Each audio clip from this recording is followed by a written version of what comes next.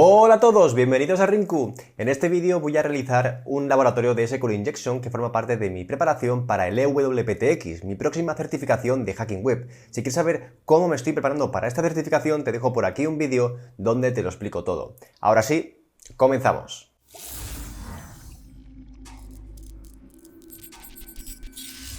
Bien, vamos a seguir en el laboratorio número 12. En este caso tenemos un Blind SQL Injection con errores condicionales, ¿vale? En el vídeo anterior teníamos un Blind SQL Injection con respuestas condicionales. En este caso son errores condicionales, así que ya más o menos sabemos por dónde van a ir los tiros. Y como objetivo final, pues tenemos conseguir la contraseña del usuario administrador y poder loguearnos, ¿vale? Así que vamos a irnos a nuestro ScaleDraw de aquí y voy a copiarme todo esto. Esto lo pongo aquí, perfecto. Y como objetivo, pues es conocer la contraseña del usuario administrador. Así que volvemos aquí al laboratorio y vamos a entrar a nuestro laboratorio a ver qué es lo que tenemos, ¿no? Perfecto, pues es la tienda de siempre. En este caso tenemos un título, un precio y unos detalles, que era un ID del producto, ¿vale? Que si hacemos hovering lo vemos abajo a la izquierda, y luego tenemos diferentes categorías en las que podemos filtrar estos productos. En los primeros laboratorios vimos que donde se podía inyectar consultas SQL eran en las categorías, ¿vale? Porque eso también forma parte de las columnas de las bases de datos. Pero ahora, si por ejemplo ponemos aquí una comilla, pues vemos que no ocurre nada porque ahí está sanitizado, por lo tanto no podemos hacer consultas SQL maliciosas, ¿vale? También poníamos el guión, los guiones, así que en este campo los accesorios no son vulnerables a SQL Injection. En este laboratorio tenemos que inyectar en el campo Tracking ID. Este campo, ¿vale? También nos lo explica aquí, pero pertenece a las cookies. ¿Cómo podemos ver esto? Pues podemos verlo de dos formas, por un lado desde Burp Suite y por otro lado si hacemos clic derecho en inspeccionar, ¿vale? Desde el propio Firefox y nos vamos a Storage. Abajo podemos ver aquí el Tracking ID, ¿vale? Y de hecho, si nosotros mismos, Tracking ID, ponemos aquí una comilla y dos guiones, ¿vale? Va a ejecutarse lo mismo como si lo estuviésemos ejecutando desde Burp Suite, ¿vale? Vamos a darle a Enter, recargamos. Con los guiones no pasa nada, pero si quitamos los guiones, ¿vale? Y volvemos a recargar. Como vemos, causa un error, por lo tanto sabemos que estamos modificando correctamente la consulta SQL y estamos creando ese error en la base de datos que nos permite inyectar consultas SQL maliciosas, ¿vale? Vamos a ver por aquí cómo sería la consulta. La consulta es igual que las que teníamos en las otras, en el anterior laboratorio, ¿vale? Teníamos quiero que me selecciones el Tracking ID, que sería donde se almacena en las cookies de la tabla de tracking, que en este caso pues no sabemos qué nombre es, por lo tanto hemos puesto Tracking Table, donde el Tracking ID, es decir, el primer campo que yo quiero que seleccionar sea igual a nuestro Tracking ID, ¿vale? Que en este caso pues es diferente, pero yo voy a copiar el nuestro y lo voy a poner por aquí, ¿vale? Todo esto lo ponemos. Y entonces, a partir de aquí, ¿vale? A partir de aquí es donde nosotros estamos inyectando nuestras consultas SQL maliciosas. Y en este caso, al tratarse de un SQL Injection a ciegas, lo que está pasando es que no vemos por pantalla realmente qué es lo que está ocurriendo, es decir, no podemos nosotros extraer los datos de la base de datos para mostrarlos por pantalla, ni el nombre de usuario, ni la contraseña, ni el ID, ni ningún campo en concreto. Por lo tanto, lo que tenemos que hacer es que en función ocurra un error, en este caso, porque es basada en errores, ocurra un error en la base de datos, estaremos cumpliendo una consulta maliciosa y se estará ejecutando correctamente. Así que lo primero que tenemos que probar, ¿vale? Es ver si este parámetro es vulnerable. Como hemos visto que ya es vulnerable, así que ahora vamos a hacer diferentes cadenas de consultas SQL para ver si funciona, para ver que funciona otra, para ver en qué base de datos estamos también, porque es importante. Recordemos que depende de la base de datos, tenemos una sintaxis u otra, y al igual forma que hicimos en el anterior laboratorio, lo vamos a hacer por un lado de manera manual y luego vamos a hacer un script en Python para automatizar todo este proceso, ¿vale? Pero por el momento hemos abierto Burp Suite, ¿vale? Vamos a recargar, nos vamos aquí a la tercera pestaña. Bueno, primero hay que aceptar los términos. Aquí tenemos nuestra petición y ahora nos vamos al repeater, que la tenemos por aquí, y aquí es donde nosotros hemos inyectado nuestra consulta SQL, ¿vale? Vamos a darle a send para ver qué error nos da por pantalla. En este caso nos da un error 500, ¿vale? Es decir, que da error, y si le damos al render vemos la misma información que hemos visto antes desde el frontend. Vale, entonces, ¿qué tipo de consultas vamos a probar? Porque al igual que las consultas basadas en condicionales, ¿vale? Es decir, lo que se muestra por pantalla, si se muestra algún texto que antes no se mostraba, tenemos que concatenarlas y tenemos que encapsularlas para que evite entrar en conflicto con la consulta original, ¿vale? Como vimos antes en el anterior laboratorio pusimos paréntesis, ¿vale? Entonces todo lo que poníamos aquí dentro, pues por ejemplo, cualquier consulta, ya sea un select, quiero seleccionar algo, ¿vale? Toda la consulta que había dentro del paréntesis pues se encapsulaba y así evitábamos entrar en conflicto con la consulta original, ¿vale? En este caso, ya que tenemos una consulta basada en errores condicionales, lo que vamos a hacer es concatenar los datos para así dar a la base de datos una consulta bien formada, ¿vale? Y así evitar el mínimo, o sea, los máximos problemas, ¿vale? Así que la forma para concatenarlo, que lo vimos, era poniendo las dos tuberías. Aquí vamos a poner nuestro comando, que en este caso vamos a ponerlo entre paréntesis para así evitar entrar en conflicto con la consulta original, y también vamos a poner otras tuberías para así, pues, terminar, ¿no?, esa concatenación. Aquí, ¿qué vamos a poner? Vamos a poner un select y vamos a seleccionar cualquier dato de la tabla, ¿vale? Para ver qué es lo que ocurre cuando lanzamos este comando. Si nosotros le damos aquí, bueno, primero hay que URL encodearlo, le damos a send, vemos el server internal error, ¿vale? Entonces lo que tenemos que conseguir es crear otro tipo de consulta que nos dé un error 200 y de esa manera poder analizar por qué, en qué momento nos da un error 500 y un error 200 y cuando nosotros estamos creando una consulta maliciosa y la base de datos pues la está interpretando de manera correcta, ¿vale? Así que lo que vamos a hacer es irnos a nuestro laboratorio, ¿vale? Vamos a irnos aquí a las pistas, en este caso ya nos está diciendo que es una base de datos Oracle, pero yo quiero ir al cheat sheet que tenemos, ¿vale? En este caso voy a desactivar Burpsuite porque ya no lo necesitamos. Voy a recargar, vale, voy a volver a entrar. Y entonces aquí vimos diferentes formas de inyectar comandos. Vimos que, por ejemplo, para Oracle, en el caso específico de Oracle, nosotros siempre teníamos que darle una tabla, ya sea cualquier tabla. En este caso vimos, por ejemplo, los esquemas, que era como el information schema, que eran diferentes vistas que tenían por defecto la base de datos, para así ver pues toda la información que había dentro de la base de datos, ¿vale? Era como un metadatos, digamos. Y entonces vimos que from all tables pues podíamos inyectarlo porque casi siempre existía esta tabla, y vimos una tabla específica, que de hecho creo que está por aquí, que era dual, ¿vale? Cuando nosotros, por ejemplo, en este caso estamos creando errores condicionales, en Oracle siempre tenemos que indicarle un from dual, ¿vale? From, es decir, desde alguna tabla. Siempre hay que coger el dato de alguna tabla que exista dentro de la base de datos. Y en este caso, pues tenemos acceso a la tabla dual, ¿vale? Así que vamos a volver a nuestro Burpsuite. Así que entonces vamos a empezar de nuevo para verlo, ¿vale? Vamos a empezar aquí, vamos a poner las tuberías, los paréntesis, select, comilla, comilla, ¿de qué? ¿De dónde quiero sacar este dato? ¿De dónde quiero sacar cualquier carácter? Pues from dual, ¿vale? Y aquí otra vez las tuberías y lo cerramos todo. Aquí tienen que haber espacios, ¿vale? Y en principio todo esto lo URL encodeamos, ahora sí, y le damos a send. En este caso, vale, dual no, es dual. Le damos a send y aquí en este caso sí nos da un código de estado 200.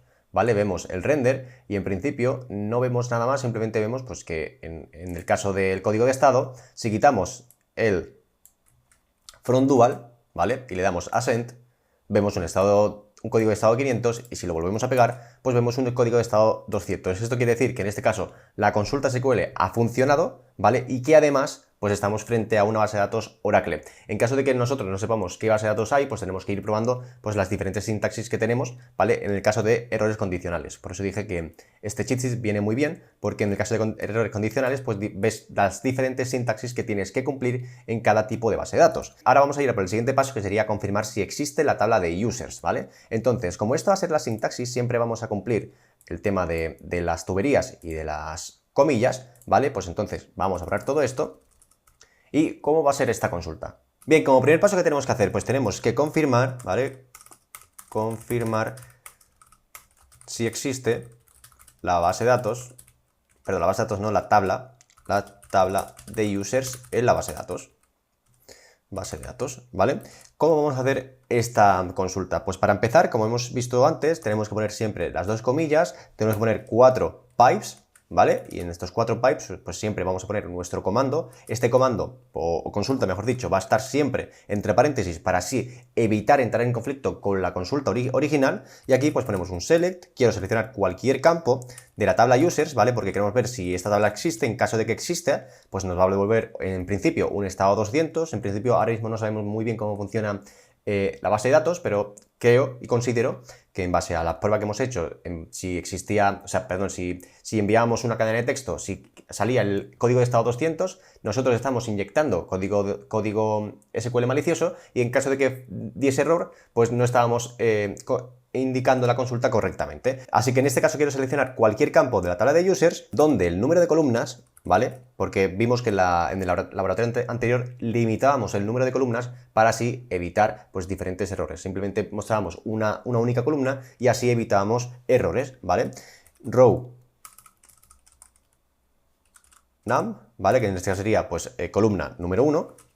Y en este caso, pues lo dejaríamos así. Todo esto nos lo copiaríamos y esto básicamente pues lo que haría es seleccionar cualquier cosa, cualquier carácter dentro de la tabla de users donde el número de columnas sea número 1, es decir, que me muestre únicamente la primera columna. Así que esto nos vamos ahora aquí a nuestro laboratorio, volvemos al Burp Suite, vamos a quitar todo esto, vamos a pegarlo y además pues vamos a incluirle el control U para URL encodearlo. Así que ahora le vamos a dar a send y vemos un código de estado 200, ¿vale?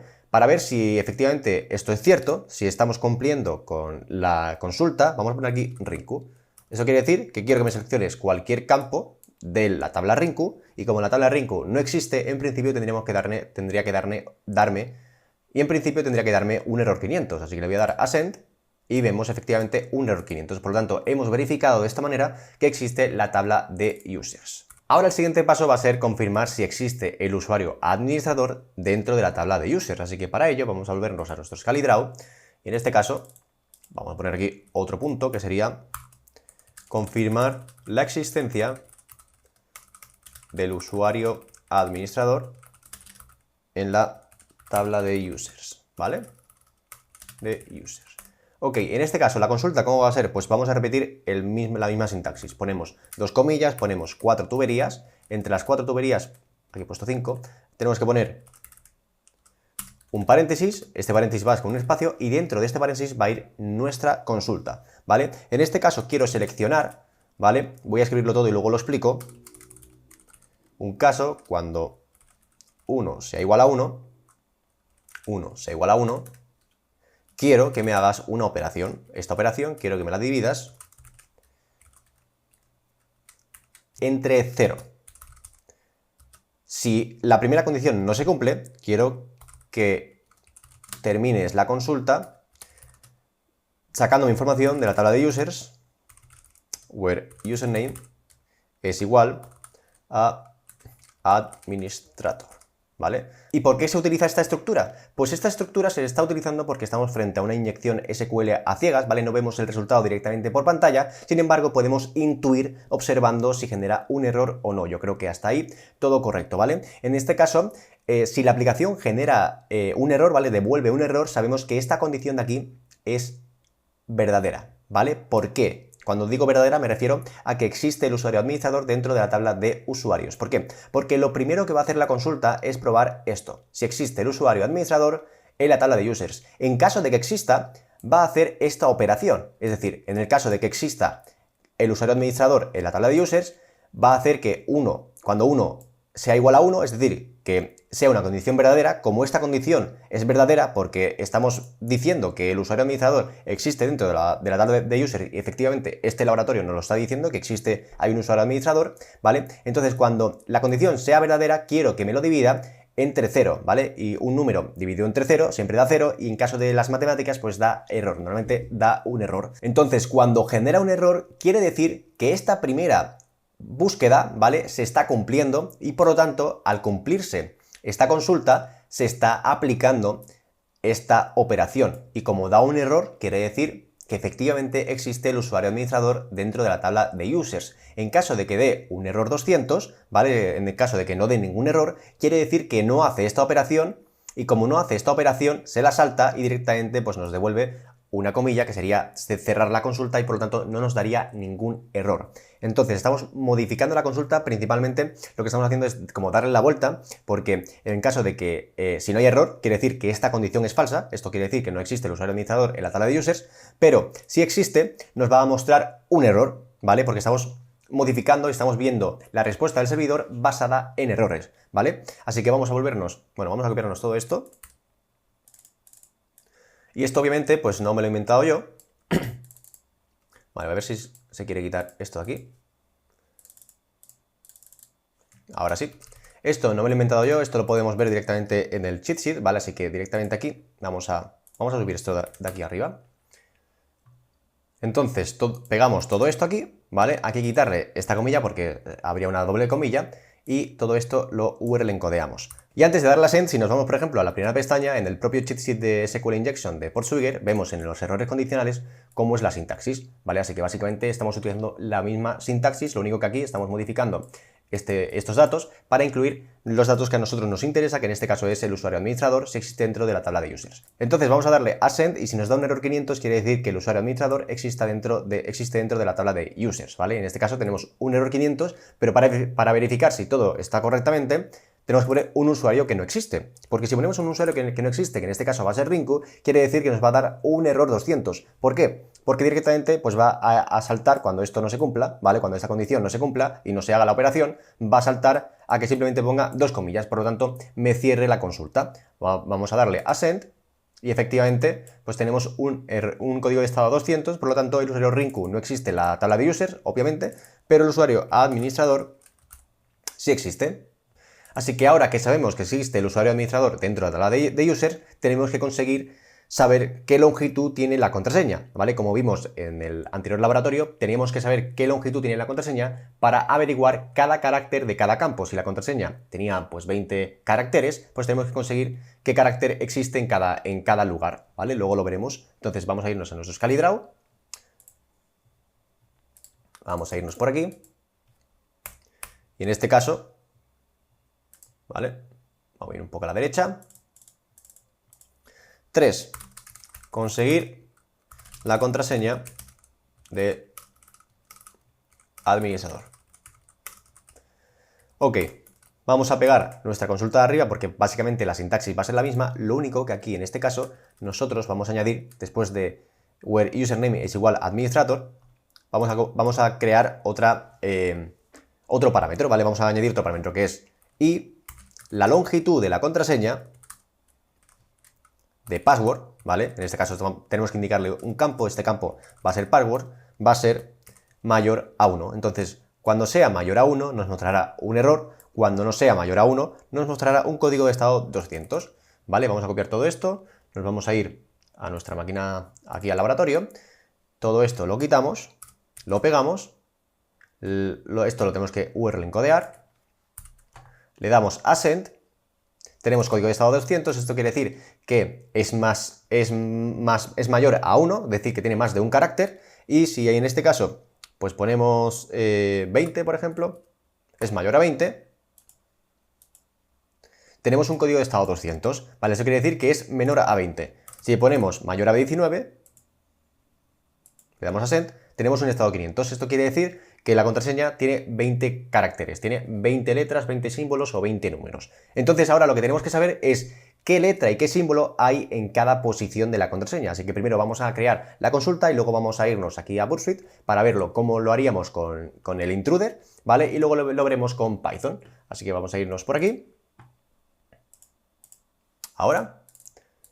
Así que lo siguiente, vamos a poner aquí un divisor. La consulta pues va a ser prácticamente igual, ¿vale? Lo único que aquí en este caso no sería, y en este caso va a ser substr, ¿vale? Sería como el substring, que lo que hacía era dividir un campo de texto en diferentes parámetros, ¿vale? Pues si tenemos 20 caracteres, pues coge un texto de 20 caracteres y quiero que me muestre el primer carácter, el segundo carácter, el tercero, el cuarto, el quinto, etcétera, así hasta el 20, ¿vale? Entonces ahora, en principio en MySQL era substring, en el caso de Oracle es substr, ¿vale? Ponemos la contraseña, perdón, ponemos paréntesis, aquí la contraseña, ¿vale? Y esto va a ser 1,1. ¿Por qué? Pues porque quiero que me muestre el primer carácter de la contraseña password. Y en este caso este 1 aquí indica la posición de la contraseña y este 1 de aquí indica lo que quiero que me muestre por pantalla. Aunque nosotros no lo veamos, esta consulta lo que hace es, quiero que, igual que arriba hacíamos el row num igual a 1, quiere decir que solo me mostraba la primera columna, pues en este caso solamente quiero que me muestre un único resultado, ¿dónde está?, de la contraseña, ¿vale?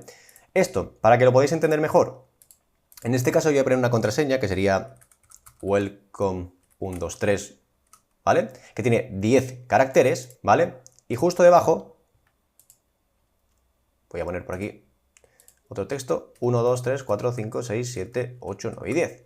En este caso me está mostrando la posición número 1 de la contraseña, me estaría mostrando la W, ¿vale? Entonces esto quiere decir que cuando muestre por pantalla la W, quiere decir que la primera letra de la contraseña sería la W.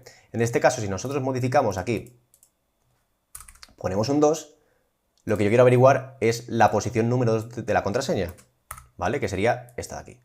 Y así sucesivamente, 3, 4, 5, 6, 7, 8, 9, 10. En este caso hay que hacerlo hasta el 20 para conseguir la contraseña. Además, tenemos que incluir aquí un igual a la letra que yo quiero que comprobar. En este caso, si nosotros, vamos a ver aquí 1 a 1. En este caso, si nosotros le decimos que el valor número 1 de la contraseña es W, eso quiere decir que efectivamente el valor número 1 sería W. Pero en el caso de, si aquí ponemos un 2, pues esto no sería una condición verdadera porque efectivamente el valor número 2 de la contraseña no es W, sería E. ¿Vale? Así que esto básicamente es lo que vamos a hacer. ¿Vale? Vamos a irnos aquí, vamos a copiar todo esto. Vamos a irnos aquí a nuestro laboratorio. Vamos a quitar esta primera consulta, vamos a pegar la nuestra, vamos a darle a send y en este caso nosotros tenemos que quitar este barra baja, ¿vale? Que se me ha colado y nosotros si le damos a send, en principio nos da un código de estado 200. ¿Por qué? Porque la letra W no se encuentra en el campo número 2 de la contraseña password, o sea, de la contraseña, ¿vale? Entonces, lo que tenemos que hacer aquí es que podemos ir probando con todas las letras del abecedario y con todos los números, pero pues como podéis entender, esto se puede alargar muchísimo. Así que vamos a utilizar intruder para generar un ataque de fuerza bruta, ¿vale? Así que vamos a darle a control I. Esto nos genera en el intruder en naranjita, eso es decir que se ha enviado ahí, ¿vale? Y aquí lo que tenemos son diferentes tipos de ataques. Tenemos el sniper y el cluster bomb. El sniper básicamente lo que hace es, va a coger un valor dentro de esta consulta, va a ser una variable y la vamos a cambiar por nosotros por los datos que queramos, en este caso números o textos, ¿vale? Así que vamos a coger, por ejemplo, este número de aquí, ¿vale? Que es la posición que yo quiero que cambie, y aquí le vamos a añadir a add una S, ¿vale? Que sería como una llavecita. Nos vamos en este caso a payloads, y en payloads vamos a seleccionar, en vez de simple lista, vamos a seleccionar números. Esto va a hacer que quiero que me muestre de manera secuencial, espérate, 1, desde el 0 hasta el 20, yendo de 1 en 1. Entonces ahora si nosotros le damos a Start Attack, lo que va a ocurrir aquí es que va a probar, en este caso, probaría la posición 0 para el campo W, la posición número 1 para el campo W, la posición número 2 para el campo W, por lo tanto verificaría en base a la longitud de la respuesta si existe efectivamente, si el campo, en este caso el número 1, número 2 hasta el 20, en algún momento es W, ¿vale? Así que en este caso no tiene mucho sentido porque hay menores probabilidades, pero nosotros lo que vamos a hacer, esto lo podemos hacer incluso con la letra, ¿vale? De hecho, ese es el caso de hacerlo con la letra. En este caso vamos a utilizar un ataque de cluster bomb, ¿vale? Que lo que hace es, básicamente es lo mismo que el sniper, pero podemos ponerle diferentes payloads, ¿vale? Diferentes variables, en este caso, pues la W, ¿vale? Añadimos otra llave, nos vamos al payloads, el payload número 1, que sería este que está aquí a la izquierda, el primero que nos encontramos, va a ser el tipo número, y luego el payload número 2 va a ser un brute forces, que nos elige desde la A hasta la Z y desde el 0 hasta el 9, ¿vale? Para ver qué símbolo, qué letra o qué número existe en ese campo de la contraseña. Así que esto de aquí lo podemos cerrar porque ya no lo necesitamos. Y ahora le damos a Start Attack. Ok. Y básicamente, vale, aquí nos hemos equivocado. Nos falta, en vez de 4, no quiero que pruebe de 4 en 4, quiero que pruebe de 1 en 1. Le vamos a dar a Start Attack. Y va a probar pues la A en todas las posiciones, la B en todas las posiciones y así sucesivamente, ¿vale? Esto puede tardar un montón porque estamos en la versión gratuita de Burp Suite, ¿vale? Y en este caso pues va a ir muy lento, ¿vale? Pero básicamente lo que va a ocurrir aquí es que en base a la respuesta a la longitud de la respuesta del servidor, pues vamos a determinar que, por ejemplo, para la posición número 11 tenemos la letra A, para la posición número 7 tenemos la letra C, así podemos ir ordenando y creando toda la contraseña de 20 caracteres. En este caso va a tardar muchísimo, así que vamos a pasar directamente al script en Python para así aplicar esta consulta y hacer nosotros el ataque, ¿dónde está? El repeater, esta consulta y así nosotros hacer el ataque de fuerza bruta de manera automática con un script en Python. Ok, así que vamos a cancelar esta búsqueda de aquí, ¿vale? Y nos vamos a ir directamente a la segunda pestaña y en este caso nosotros tenemos un script, ¿vale? Que lo hicimos la última vez, que era el fuzzer/lav 11, en este caso es el fuzzer/lav 12. Básicamente nos sirve el mismo código, ¿vale? Le damos a Enter y básicamente os voy a explicar un poco. Aquí importamos diferentes librerías que necesitamos, el request para hacer peticiones al servidor, el string para mostrar por pantalla desde la A a la Z y desde el 0 hasta el 9, el urllib.parse y el urllib3 para desactivar los warnings del propio certificado del Portswigger, ¿vale? Y en este caso aquí indicábamos la URL donde estaba el laboratorio, el payload que nosotros queríamos añadir, ¿vale? Que en este caso tenemos que añadir el payload que nosotros hemos creado aquí, ¿vale? En characters, que estos son tres variables, tenemos la variable URL, variable payload y la variable characters, muestra por pantalla desde la A a la Z y desde el 0 hasta el 9, ¿vale? Y para empezar tenemos una contraseña que no tiene ningún valor porque aún no la conocemos y aquí estamos haciendo dos bucles, ¿vale? Estamos haciendo un for, ¿vale? Un bucle for en el que en este caso estamos haciendo una iteración desde el 1 hasta el 21.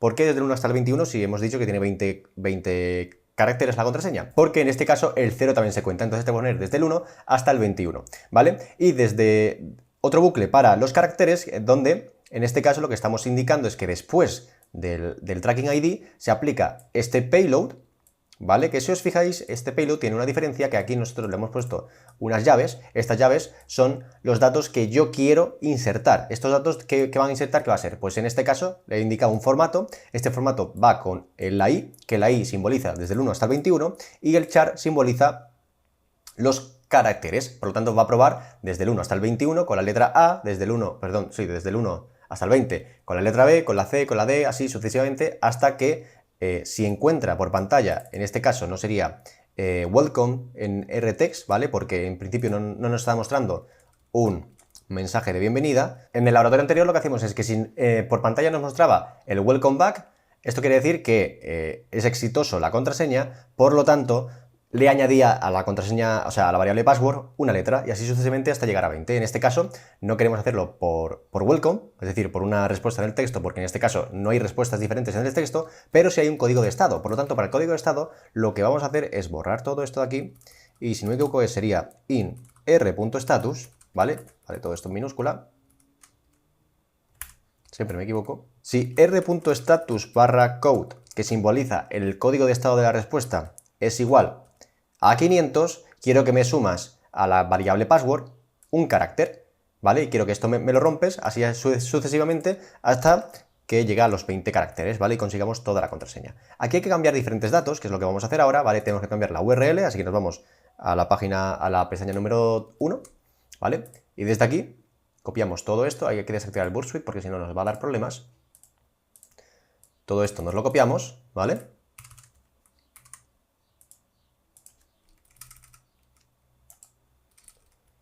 ¿Dónde está el ratón? Vale, aquí. Esto lo borramos. Pegamos la URL. Tenemos que quitar esta consulta de aquí porque ya no nos sirve.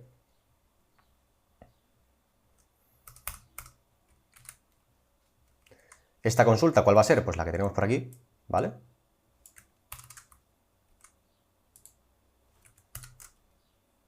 Perfecto. La única diferencia es que aquí esta W va a ser una llave para que sea una variable. Y aquí me he pasado. Aquí el 2 sería pues otras llaves porque van a ser otras variables.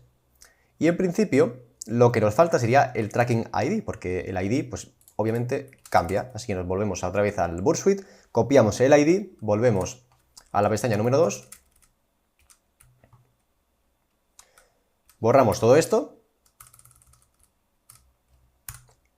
lo pegamos y en principio ahora sí guardamos, salimos, le damos permisos de ejecución, chmod, en este caso al fuzzer lav 12 Perfecto, limpiamos la pantalla y aquí pues hacemos un Python 3 fuzzer lav12.py. Le damos a Enter y básicamente tenemos que esperar hasta que nos averigüe cada letra, cada símbolo de la contraseña. En principio, el primer campo de la contraseña es un 8 y así sucesivamente hasta llegar al 20. Perfecto, ya ha acabado el script, así que copiamos la contraseña. Esta sería toda la contraseña, ¿vale? Nos la copiamos. Nos vamos a la primera pestaña. Aquí recargamos directamente para quitar aquí el cookies que habíamos dejado la comilla. Ahora sí, recargamos. Básicamente nos vamos a My Account, esto lo podemos cerrar. Aquí ponemos el usuario administrador. No, esto no. Y aquí la contraseña que hemos descubierto con el script en Python. Le damos a Login. Y efectivamente, ahora hemos acabado el laboratorio de SQL Injection con errores condicionales. Espero que te haya gustado. Si es así, deja un like, deja un comentario con todas tus dudas y suscríbete si quieres potenciar tu carrera en ciberseguridad. Nos vemos en el siguiente vídeo. Paz, bits y código. ¡Chao!